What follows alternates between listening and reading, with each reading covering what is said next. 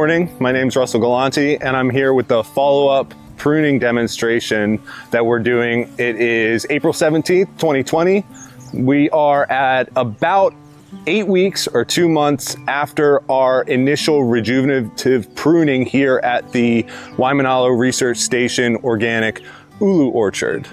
What we're doing here today is we're going to go through the follow-up pruning that we need to do on the new flushed growth. So we prune these trees back pretty hard. Most of them have been cut back a half to a third. And what we need to do is get in here and take care of the new flushes. We can go ahead and take a look at some of these trees to have a comparison between what the prunings we did and some of the trees that we left unpruned. So let's walk back to the back corner and take a look at that. So what we've got behind us is a good example of the pruning that we did on February 22nd. For those of you that were here, we're just showing an example of the difference so that you have a reminder. And for those that are watching the video that were not at the February 22nd pruning workshop, you can get an idea of what these prunings looked like compared to what the trees were at before. Of course, this is with the addition of 2 months of growth on the tree on the right. You can see it's a pretty heavy cut what we did, and this is going to be the type of cut that you want to do for trees like breadfruit. These tend to be trees with characteristics like softwood, adventitious buds, and respond well to heavy prunings by flushing out with these adventitious buds. We can actually take a look closer at some of these branches to give you an idea of what these buds are looking like. So you can see the points where the latent meristem will come out of these trees. They're marked by this leaf scar. That's the leftover remnant of where the leaf petiole is attached to the branch, or was attached to the branch. The bud scales are usually the visible part of the dormant bud. You can see one of those budding out right here. These buds are preformed structures that will sprout when conditions are right or in response to damage, like our pruning. From an evolutionary perspective, this was usually herbivory or abiotic damage, like a windstorm or another tree falling and damaging this tree. Trees have sophisticated responses to external disturbances like pruned growth. In the case of this branch, we have dormant buds about here, along here, and sprouted buds. In terms of breadfruit, there is not a good model for which dormant stems will sprout after a pruning. We do have an idea of what will happen though based on observing previous responses anecdotally and from pruning work done by previous researchers. For any tree that you're pruning, you should research what work has been done to understand how they may respond, and keeping your own records of trees that you prune will help you gain a better understanding of your unique growing situation, because trees also will be responding to microclimate factors at your specific property. Breadfruit is known to respond to pruning by flushing heavily, and apical dominance is not as strong in a pruning scenario like this. Many of the flush stems will be competing for resources, including space, sunlight, water, and nutrients. Selecting the correct stems to grow will determine the ultimate structure of the branch and the tree. Factors that influence this will be the positioning of the sun, strong winds, other branches, and how many other stems are left flushing or growing on the branch and on the tree. So we're taking a look at one of the branches that we pruned back heavily. We left no apical dominance on this branch, and you can see its response to that pruning was to flush out heavily. And this is very common for breadfruit that are pruned heavily. You can compare it to this branch here or the branches above where we actually left some apical dominance. That is, we left stems with a meristem at the tip of the branch. These branches have responded by flushing a little bit less vigorously. And this is one of the considerations to make when you're pruning these trees for rejuvenative pruning. You have to have an understanding of how your pruning cut is going to cause a response from the tree. So we're trying to get these trees shaped for size management.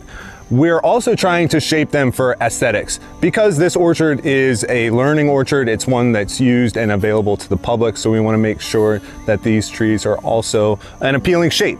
We're also trying to prune to maintain a certain level of shade for the ground plant species, as well as some of the chickens in this agro ecosystem. Other than that, we're trying to prune for production. We want to get production out of these trees and have as much fruit as possible.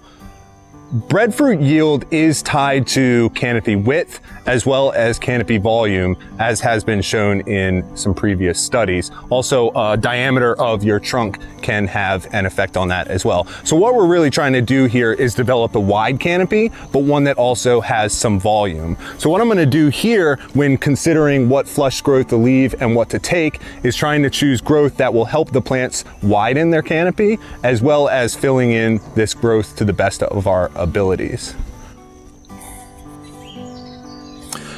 Breadfruit usually has codominant stems and trunks, as you can see with this tree's 3 codominant leaders.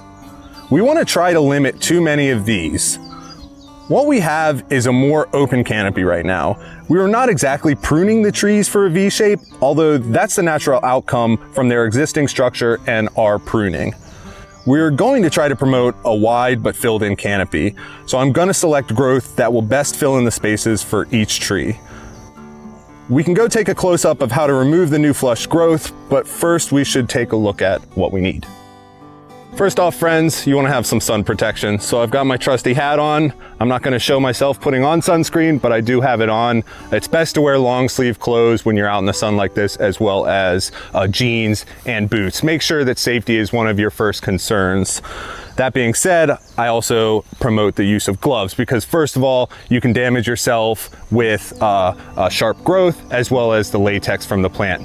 You could have sensitivity to that. In terms of other tools, you can either use a scythe. A small handheld scythe is a great way to remove fleshy growth like these new flushed branches, as well as bypass pruners. You want to use specifically bypass pruners. And then other than that, for trees that are higher than you can reach, you would want to use an orchard ladder. Now these are the only ladders that are recommended for ground that is uneven and soft, like fruit orchards often are. We have a ladder that is comparable to an orchard ladder, but I would recommend using a 3-legged orchard ladder for this type of situation.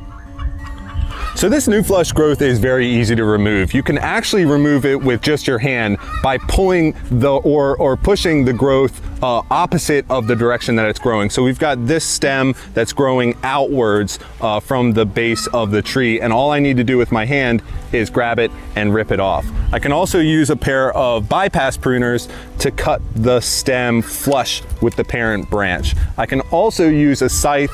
We've got a serrated one here, but you can also use a non-serrated to simply cut flush to the branch.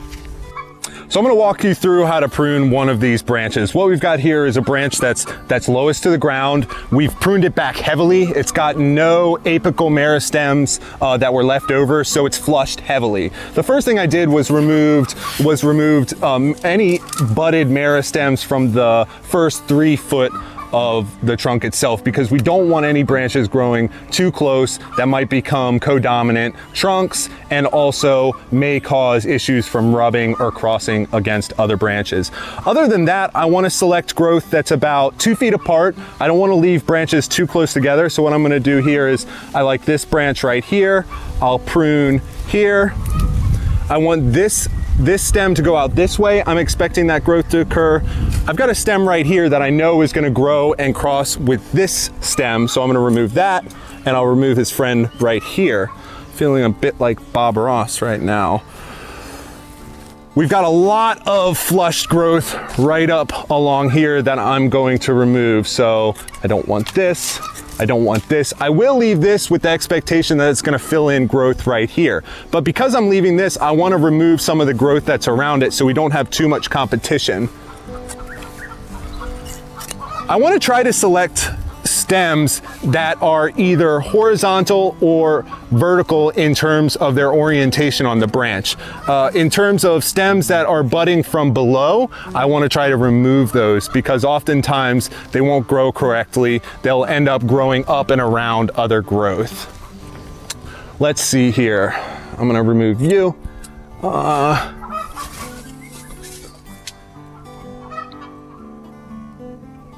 We've got nothing, almost nothing budding except for the very tip of this branch. So I'm gonna leave this.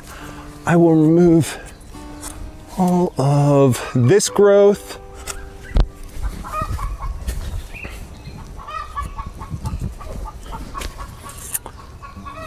And there's a few branches over here that you may or may not be able to see that I'm removing to give about 2 feet of growth, leaving only about 2 or 3 buds on this branch. So in the case of this one, I actually did leave a bud that is coming out from the bottom of the branch because I do expect that it's gonna grow straight out. We've got one more branch over here to prune. Again, removing this bottom oriented, and then cleaning up this so that we don't have too much competing growth. I like the way this is going, so I'll remove this friend here, here, here, here. And I'm gonna leave these two to see what happens. So this is about what I would do. Oops, we've forgotten right here. This is actually a good piece of advice to step back after you're done pruning to get a different perspective. And also you can walk away from the trees and come back and look at them for a second pruning after you've freshened your eyes on another tree or on your tasty breakfast or lunch. We're gonna finish this tree up quickly.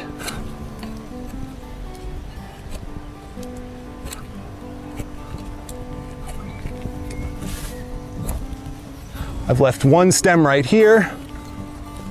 It's coming out this way, so I want to fill in a space over on this side. So I'm going to try to remove some of this growth.